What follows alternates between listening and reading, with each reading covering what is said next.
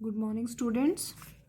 जैसे कि हम बायोमॉलिक्यूल्स कर रहे हैं, बायोमॉलिक्यूल्स में हमने लिपिड्स स्टार्ट किया है। लिपिड्स में हम करेंगे न्यूट्रल फैट्स या ट्रू फैट्स, या इसे हम ग्लिसराइड्स भी कहते हैं। ये हमने किया था कि ट्रू फैट्स किससे मिलकर बनती है। इसमें दो चीज़ें होती हैं, मेन टू कंपोनेंट्स होते हैं। एक होता है ग्लिसरॉल मॉलिक्यूल और फिर 1 से या 3 तक जो है इसमें क्या हो सकते हैं, फैटी एसिड्स। ठीक है, ग्लिसरॉल मॉलिक्यूल ये है आपका जिसमें 3 हाइड्रोक्सिल OH ग्रुप लगे होते हैं। और फैटी एसिड्स क्या है, फैटी एसिड जो है लॉन्ग कार्बन चेन एसिड्स होते हैं और ये फैट्स में पाए जाते हैं। एसिड्स क्यों कहा इनको, क्योंकि इसमें COOH ग्रुप पाया जाता है। ये फैटी एसिड 2 टाइप्स के होते हैं, एक होता है आपका सैचुरेटेड फैटी एसिड्स और एक होता है आपका अनसैचुरेटेड फैटी एसिड्स। जो सैचुरेटेड फैटी एसिड्स होते हैं ये कैसे होते हैं, इसमें सिंगल बॉन्ड से जुड़ी होती है कार्बन एटम। सभी कार्बन एटम जो है वो सिंगल बॉन्ड लिंक्ड होती है, यानी कि इसमें कहीं पर भी डबल बॉन्ड नहीं पाया जाता है। और ये लॉन्ग चेन होती हैं। और ये क्या है आपकी, ये जो है आपकी जैसे एग्जाम्पल है पामिटिक एसिड, स्टीरिक एसिड, ये सब क्या है, ये सभी आपके सैचुरेटेड फैटी एसिड के एग्जाम्पल हैं। और ये क्या है, ये हायर मेल्टिंग पॉइंट्स इनका होता है। और ये सॉलिड्स होती हैं, रूम टेम्परेचर पे कैसी होती है, सॉलिड होती है, हायर मेल्टिंग पॉइंट होता है, इनके कैरेक्टर्स हैं ये। और मेल्टिंग पॉइंट इनका 63.1, जैसे पार्मेटिक का है 69.6 डिग्री जो है ये आपका स्टीरिक एसिड का है। तो ये क्या होते हैं आपके सैचुरेटेड फैटी एसिड जिसको हम बोलते हैं। तो ये आपका स्टीरिक एसिड यहाँ पर देख सकते हैं आप, ये स्टीरिक एसिड है, लॉन्ग चेन है ये, और इसमें सभी जो है कार्बन एटम में क्या लगा है, सिंगल बॉन्ड लगा है, तो ये सैचुरेटेड फैटी एसिड का है। और जो अनसैचुरेटेड फैटी एसिड होते हैं उसमें क्या होता है, एक या एक से ज़्यादा जो है डबल बॉन्ड पाया जाता है। जैसे ओलिक एसिड यहाँ पर आपको दिखाया गया है, तो यहाँ पर इसमें बीच में एक सिंगल बॉन्ड है, कार्बन एटम के बीच में सिंगल बॉन्ड है, तो ये अनसैचुरेटेड फैटी एसिड होते हैं।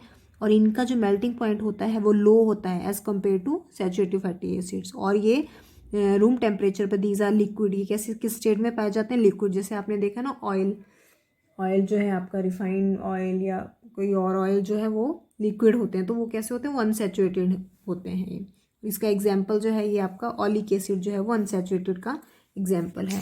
तो आप इनके नाम कर लेने हैं और इसमें डिफरेंस दिया है आपको सैचुरेटेड और अनसैचुरेटेड फैटी एसिड, वो भी कर लेना है। ये आपको एग्जाम्पल दिए हैं अनसैचुरेटेड फैटी एसिड्स के। और अगर एक से ज़्यादा बॉन्ड पाया जाता है तो उसको हम पॉली अनसैचुरेटेड फैटी एसिड्स भी बोल देते हैं। और जो आपके जैसे डॉक्टर्स होते हैं तो वो यही रिकमेंड करते हैं कि अगर किसी को कोई हार्ट प्रॉब्लम्स है तो वो क्या यूज़ करे, ज़्यादातर आपका अनसैचुरेटेड फैटी एसिड जो है वो यूज़ करें। फिर आता फॉर्मेशन ऑफ फैट्स, फैट बनती कैसी है। अब हमें पता चल गया कि फैट के अंदर क्या पाया जाता है, आपका ग्लिसरॉल मॉलिक्यूल होता है और साथ में क्या जुड़ते हैं उसके फैटी एसिड जुड़ते हैं। ठीक है, तो आप देखेंगे अब कि फॉर्मेशन ऑफ फैट कैसे होता है। फॉर्मेशन ऑफ फैट में क्या होता है आपका, जैसे वन ग्लिसरॉल मॉलिक्यूल, ये क्या है आपका, ये ग्लिसरॉल मॉलिक्यूल है, इसमें 3 OH ग्रुप पाए जाते हैं। ये OH ग्रुप जो है ये इसके साथ क्या जुड़ेंगे आपके, इसके साथ जुड़ते हैं आपके फैटी एसिड्स। ठीक है, जैसे आप यहाँ पर देख सकते हैं, तो ये स्टीरिक एसिड जुड़ रहा है यहाँ पे, 1 मॉलिक्यूल एक स्टीरिक एसिड का, फिर ये दूसरा मॉलिक्यूल और ये तीसरा, यानी कि इसमें 3 मॉलिक्यूल जो है आपके स्टीरिक एसिड के जुड़ रहे हैं, किसके साथ, एक ग्लिसरॉल मॉलिक्यूल के साथ। तो यहाँ पर जब भी ये जुड़ेगा तो इस रिएक्शन में क्या होगा, ये जो केमिकल रिएक्शन है यहाँ पर क्या होगा, यहाँ पर H2O मॉलिक्यूल निकलेगा। यहाँ पर आप देख सकते हैं एक हाइड्रोजन यहाँ से और OH, यहाँ से फिर से H और OH, तो ये क्या बन गया आपका H2O बन रहे हैं। तो यहाँ पर 3 मॉलिक्यूल ऑफ H2O जो है वो एलिमिनेट होगा और आपके 3 यहाँ पर स्टीरिक एसिड जुड़े हैं, तो इसलिए जो फैट बनेगा उसको हम क्या बोलेंगे, ट्राई स्टीरिन है वो। ठीक है, 3 उसमें मॉलिक्यूल है, तो इस तरह से ये फैट बनती है। और इसमें जो बॉन्ड होता है बनता है वो क्या होता है आपका एस्टर बॉन्ड। ठीक है, ये जो जुड़ेगा आपका एसिड और ग्लिसरॉल वो थ्रू किसके, एस्टर बॉन्ड के जुड़ता है। और अगर जैसे यहाँ पर देख रहे हैं हम कि तीनों के तीनों जो है वो स्टीरिक एसिड है, तो इसको हम ट्राइस्टीरिन बोल सकते हैं। अगर यहाँ पर पामेटिन होता तो हम इसको ट्राई पामेटिन बोलेंगे। और एक और बात जो आपने यहाँ पे ध्यान देनी है वो क्या है कि यहाँ पर ये तीनों जो मॉलिक्यूल है फैटी एसिड के वो तीनों एक ही टाइप के हैं, तीनों के तीनों स्टीरिक एसिड है। ठीक है, या अगर होता है यहाँ पे तीनों के तीनों पामिटिन होते हैं, एक ही टाइप का फैटी एसिड होता, तो इस तरह के फैट्स को हम क्या बोलते हैं, प्योर फैट बोलते हैं। ठीक है, लेकिन अगर ऐसा भी हो सकता है इन केस कि एक जो है आपका पामिटिक का है, एक आपका स्टीरिन का है, या आपका 2 पामिटिन का है, तो उसको फिर हम क्या बोलते हैं, वो मिक्स्ड फैट बन जाता है आपका। जैसे अगर डाई पामिटोस्टीरिन, यहाँ पे क्या है, 2 आपके पामिटिक एसिड होगा और एक आपका स्टीरिक एसिड होगा। या ऐसा भी हो सकता है कि एक पामिटिक भी है, कॉलिक भी है, स्टीरिन भी है।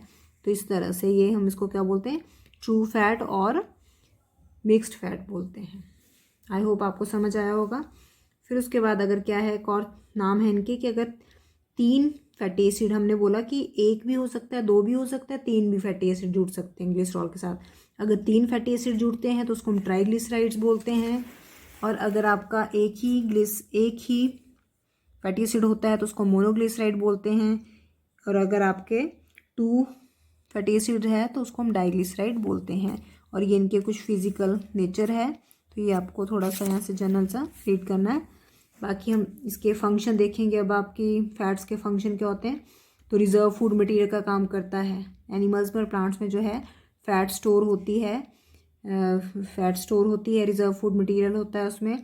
और अगर हम देखें एनिमल बॉडी में जो है वो एडिपोज सेल्स होते हैं, उनमें फैट जो है वो स्टोर होता है। और अगर प्लांट्स की हम बात करें तो प्लांट्स में जैसे ऑयल्स हैं, तो उस सीड्स में, तो वहाँ पर जो है वो फैट स्टोर होती है। और फ्यूल का काम करता है, फ्यूल मतलब एनर्जी देने का भी काम करता है।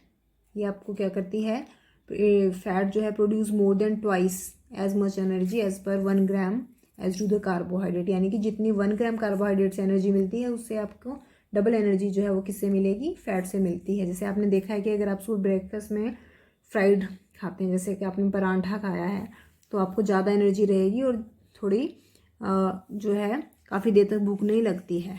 ठीक है, क्योंकि फैट जो है वो आपको क्या देती है, एनर्जी देती है ज़्यादा।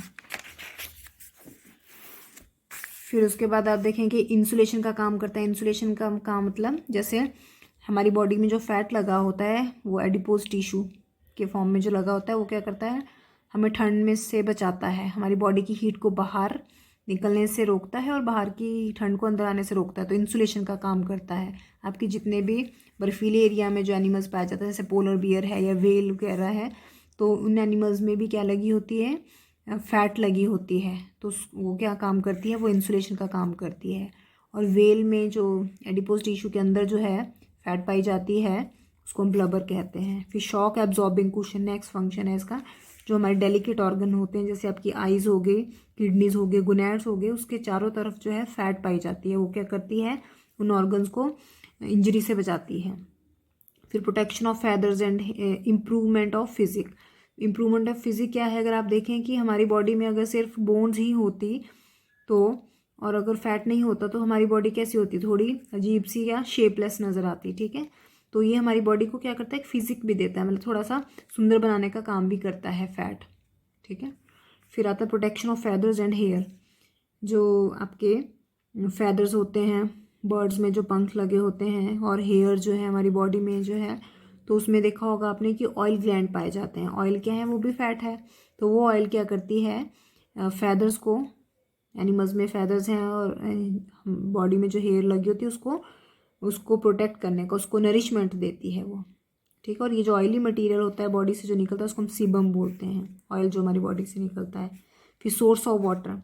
सोर्स ऑफ वाटर कहाँ पर है ये, जैसे डेजर्ट में जो एनिमल्स पाए जाते हैं, जैसे कैमल हो गया, आपका ऊँट हो गया, और ये कंगैरू रैट होता है जो भी डेजर्ट में पाए जाते हैं, तो उनमें क्या, उनको क्या है कि उनको पानी जो है वो अवेलेबल नहीं होता है ज़्यादा। तो फिर क्या है कि वो लंबे समय तक बिना पानी पिए भी रह सकते हैं। किस वजह से, क्योंकि उनकी बॉडी में जो फैट होती है, अगर हम कैमल की बात करें तो जो कैमल का जो हम्प होता है, ठीक है, हम्प जिसे हम कूबड़ भी कहते हैं अपनी भाषा में, तो उस फैट, वो जो फैट है वो ऑक्सीडाइज होती है, उसमें केमिकल रिएक्शन होता है और वो क्या करती है, वाटर प्रोड्यूस करती है। उस वाटर को मेटाबॉलिक वाटर बोलते हैं।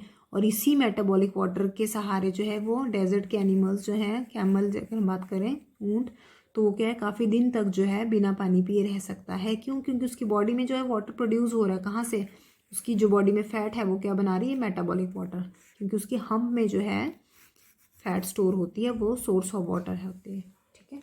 फिर इसके अलावा जो है फैट की अगर हम बात करें तो और क्या क्या फैट्स होती हैं आपकी लिपिड्स में, क्या क्या आता है, वैक्स आती है, ठीक है। वैक्स जैसे आपको पता है वैक्स क्या होती है, एक मोम की तरह जो है वो होती है।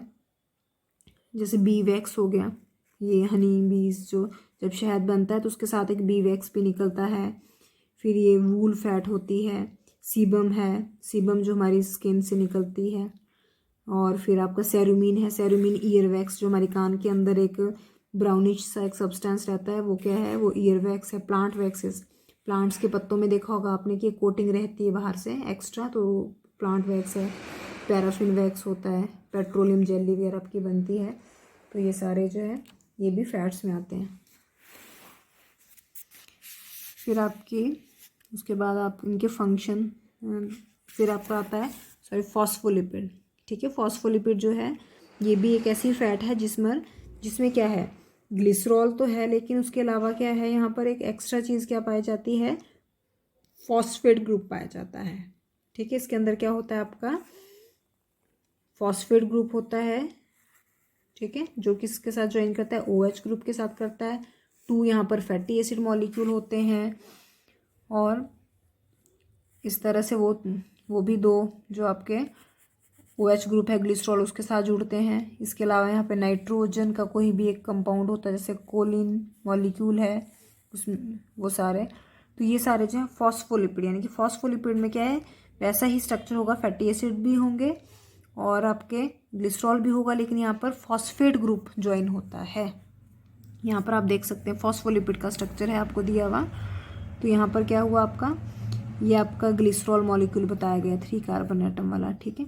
तो इसकी यहाँ पर क्या थे, OH, ठीक है। तो 2 OH ग्रुप के साथ तो क्या जुड़ गया, यहाँ पर आपका फैटी एसिड जुड़े हैं। ये क्या है, ये 2 फैटी एसिड्स हैं, लेकिन एक OH के साथ आपका क्या जुड़ जाएगा, यहाँ पर फॉस्फेट ग्रुप, ये होता है आपका P2O5, ठीक है। ये फॉस्फेट ग्रुप जुड़ जाता है। तो ये जो आपका स्ट्रक्चर बना है ये फॉस्फोलिपिड का होता है। और फॉस्फोलिपिड जो है अगर हम स्पेशल देखें इसका कि फॉस्फोलिपिड का मेन फंक्शन क्या है, तो ये आपके ये सेल जो है, ठीक है, सेल मेम्ब्रेन जो होती हैं आपकी, ये और न्यूक्लियर मेम्ब्रेन है, माइटोकॉन्ड्रिया, क्लोरोप्लास्ट वगैरह, तो उन सब में जो है फॉस्फोलिपिड पाई जाती है, ठीक है। और ये क्या करती है, ये कंट्रोल करती है मटेरियल को, सेल के अंदर कौन मटेरियल आएगा कौन सा बाहर जाएगा, तो उनकी मूवमेंट के लिए फॉस्फोलिपिड जो है इट इज़ वेरी इंपॉर्टेंट। फिर आपका ग्लाइकोलिपिड होते हैं। ग्लाइकोलिपिड में क्या होता है, लिपिड तो होगी लेकिन साथ में क्या लगा होगा, एक्स्ट्रा कार्बोहाइड्रेट लगी होगी। फिर आपका लाइपोप्रोटीन है, लिपिड होगी साथ में क्या लगा होगा, आपका प्रोटीन लगी होगी। फिर क्यूटिन और स्यूबेरिन, ये सारी जो है आपकी कंपाउंड लिपिड हैं ये। और क्यूटिन स्यूबेरिन ये सब जो है सेल वॉल में पाई जाती है प्लांट की। फिर स्टीरॉयड है, ये भी जो है ये भी आपका एक कंपाउंड फैटी एसिड है। तो ये सारे अपने एग्जाम्पल करने, इनमें सबसे ज़्यादा इंपॉर्टेंट क्या करना है आपने, स्ट्रक्चर ऑफ ट्रू फैट, ठीक है। तो ये आपका टॉपिक था आज के लिए, इसको रिवाइज करें और नोट्स बनाएं।